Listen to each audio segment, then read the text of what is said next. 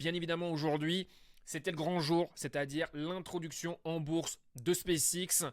Voilà, sur Internet, les réseaux sociaux, ça ne parlait que de ça ces dernières heures, ces derniers jours, et de ce record qui allait être battu et faire de Elon Musk par la même occasion le premier trillionnaire de l'histoire de l'humanité. Et effectivement, SpaceX a été introduit à 135 dollars. Bon, ça c'est le prix IPO. Et ensuite, une fois qu'il a été lancé officiellement, on était à 150 dollars, donc 1,7 trillion de dollars de market cap, complètement fou. Et à un moment dans la journée, ou à la clôture, on a clôturé à 161 dollars, on est à du 2 trillions de dollars de market cap. D'ailleurs, par rapport à ça, parce que j'en ai pas mal parlé ces derniers jours, historiquement, les entrées en bourse, les IPO, en moyenne, on est sur du 18% à la hausse. Ici, on est sur du 6%. Voilà, et encore, pour ceux qui ont été rapides, parce que, voilà, sans trop de surprise, les investisseurs particuliers, j'ai vu défiler les chiffres, c'était complètement hallucinant. Ils se sont jetés sur l'action, forcément, ça fait beaucoup parler. C'est Elon Musk, c'est SpaceX. Donc voilà, les investisseurs particuliers y sont allés. Et voilà, ceux qui ont su acheter à 150, bon, bah, ils ont clôturé la journée avec une performance de 6% environ. Et normalement, historiquement, les IPO sur le premier jour, la moyenne, c'est plus 18%. Donc voilà, pas fameux pour une première journée. Maintenant, ceux qui ont su mettre la main au prix IPO à 135, et là, ça dépendait du broker. Hein. Bien sûr, il y a des brokers qui permettaient à ses clients d'avoir une certaine allocation. Bon, je pense que tous les brokers, c'était relativement faible, certainement vu la demande. Le but, c'est de contenter tout le monde. Et puis, certains brokers, bien évidemment, ne le permettaient tout simplement pas. Donc voilà, ceux qui ont acheté à 135, là, on est sur une hausse de 18-19%. Maintenant, voilà, comme je l'ai dit, dans les semaines, dans les mois à venir, de fortes probabilités que le cours de l'action chute. Alors, ça peut baisser légèrement, comme ça peut baisser très fortement. Je pense que ça sera aussi influencé par les conditions du marché, bien sûr. Mais voilà, ça c'était la petite parenthèse SpaceX, parce que c'est officiel. Voilà, record battu. Elon Musk, premier trillionnaire de l'histoire. Et je pense que c'est une bonne chose. S'il y a bien une personne qui le mérite, c'est lui. Et sa fortune est directement liée par rapport à la valeur qu'il apporte dans le monde. Et SpaceX est certainement une entreprise excitante qui peut potentiellement être intéressante à mes yeux, mais à une valorisation bien moins importante pardon, que ça ne l'est actuellement. Voilà. Très souvent, se jeter sur une IPO, c'est casse-pipe.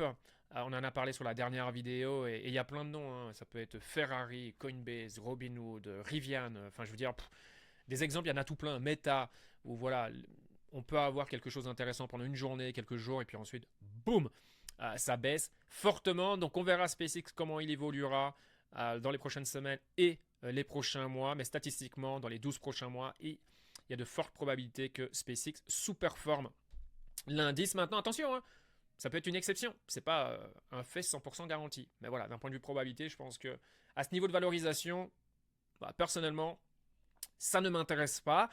En revanche, le secteur aérospatial, il y avait des choses à faire ces dernières semaines, ces derniers mois, et dans ma communauté VIP, pour ceux qui sont passés à l'action, ben on a fait de jolies choses, hein, notamment avec RKLB, Firefly, même ASTS, qui est un trade qui s'est clôturé avec plus de 80% de profit, mais aussi sinon Firefly, RKLB, on a fait bien plus de 100%. Donc voilà, ça c'était plutôt cool. Merci Elon Musk, merci SpaceX. Maintenant, ce dont j'ai envie de parler ici, c'est quelque chose voilà, qui est commun. Dès que les marchés montent, les news principales dans les médias, c'est qu'on va nous expliquer pourquoi la hausse va continuer, tout est magnifique et on va continuer à faire de nouveau plus haut. Et on voit des prédictions absolument partout. Voilà. Une fois que le marché baisse, forcément c'est l'inverse. On nous explique pourquoi ça va continuer à baisser, le prochain crash va arriver. Et ça fait des années que certains grands investisseurs, donc là je ne parle pas de rigolo ou de guignol, excusez-moi, on parle de solides investisseurs. On parle du top du top, qui nous disent ouais, les marchés vont ceci, vont cela. Bon, ok. Regardez ce que les marchés ont fait ces 3 dernières années. En fait, tout ça, c'est du bruit. Il faut mettre de côté. D'ailleurs, la majorité d'entre eux, quand ils prennent parole en public, les gens en fait ne savent pas, mais c'est que la majorité d'entre eux, ils sont 100% exposés sur le marché. Alors que je pense que la majorité des gens se disent waouh, s'il dit ça, ça veut dire que lui, en fait, il est en dehors des marchés. Non. Et ici, on a Bank of America qui nous dit qu'il faut se préparer à une correction cet été, après avoir atteint des nouveaux plus hauts ces derniers jours. Alors, on a eu vendredi noir la semaine dernière, lundi, mardi, mercredi très très rouge, jeudi une très belle journée, puis vendredi une journée verte, donc aujourd'hui. Et si on prend le plus haut jusqu'au point bas, début cette semaine, on est sur du moins 5% sur les indices. Voilà, une correction, la définition, c'est d'avoir une baisse de plus de 10%. Alors, est-ce que ça peut se produire? Bien sûr que oui. Et je pense que si on regarde la hausse spectaculaire qu'on en a connue de fin mars à ici ces derniers jours, je pense qu'avoir une baisse c'est très bien. Pour le moment, c'est une baisse qui est saine. Techniquement, on a vu ça sur la dernière vidéo. Voilà, c'est toujours haussier. Il n'y a aucun problème. Après, encore une fois, c'est comment on gère son portfolio, comment on est exposé sur le marché. Est-ce que ça peut être intéressant de prendre du profit? Bien sûr. Voilà, chacun agit comme il le souhaite, bien évidemment. Maintenant, ici, ce qui est intéressant, et c'est ce que Bank of America mettait en avant, c'est que si on regarde le SP500, et je vous l'ai dit, hein, 70-70% de la performance, c'est grosso modo 12 entreprises, voilà, qui sont forcément intelligence artificielle. Ok. Et c'est vraiment là où les investisseurs particuliers se jettent bien évidemment sur ces gros noms et achètent à des prix, je pense, très très élevés. C'est pour ça que les prix continuent à monter et que du coup, on a des news comme quoi, bulle, bulle, bulle, bulle, bulle. Bah, forcément, alors est-ce qu'on va avoir une bulle ou pas? Moi, j'en sais rien. Et encore une fois, je m'en fous. Je m'en fiche. Littéralement, maintenant, voilà, SP500, oui, 12 entreprises drive les indices depuis un bon moment maintenant, à plus de 70%. On a 21 entreprises sur 500 qui ont fait de nouveaux plus haut. Donc, c'est pas beaucoup, hein, c'est seulement 4 petits pourcents.